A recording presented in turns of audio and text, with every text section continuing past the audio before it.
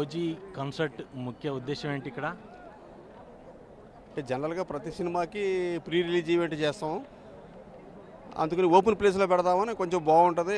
పబ్లిక్లో ఫ్యాన్స్కి అందరికీ అందుబాటులో ఉంటుంది అని ఇక్కడ పెట్టడం జరిగిందండి.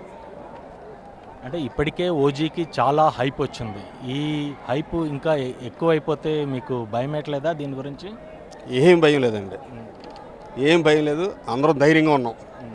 అంటే ఇంత తక్కువ టైంలో ఇంత ఆర్గనైజ్ చేయడం ఇదంతా చాలా కష్టంతో కూడుకున్న పని కదా, ఎలా సాధ్యమైంది మీకు?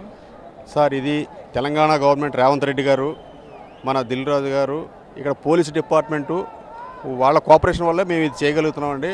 వాళ్ళకి ధన్యవాదాలండి. అంటే పవన్ కళ్యాణ్ గారితో మీరు సినిమా అనగానే మీకు ఒక క్రేజ్ వచ్చింది. ఓజీకి వచ్చిన క్రేజ్ చూసి ప్రజెంట్ మీకు ఎలాంటి మానసిక పరిస్థితిలో ఉన్నారు? ఇప్పుడు అభిమానులు ఏ ఫేవర్లో ఉన్నారో నేను కూడా అదే ఫేవర్లో. అంటే ఈ శివమణి తోటి తమన్ తోటి ఈ మ్యూజిక్ కాన్సర్ట్ చేయటంలో మెయిన్ ఉద్దేశం ఏంటి? జనరల్గా ప్రీ రిలీజ్ ఫంక్షన్లు, ఆడియో ఫంక్షన్లు జరుగుతాయి. దీనికి ఇంకా హైప్ తీసుకురావడానికా, లేదు ఈ పబ్లిసిటీ దీంతో ఒక రేంజ్ పబ్లిసిటీ వెళ్ళిపోతుందనే ఉద్దేశమా? లేదండి, ఒక డిఫరెంట్గా చేద్దామని ఈ ప్లాన్ చేస్తున్నామండి, అంతే.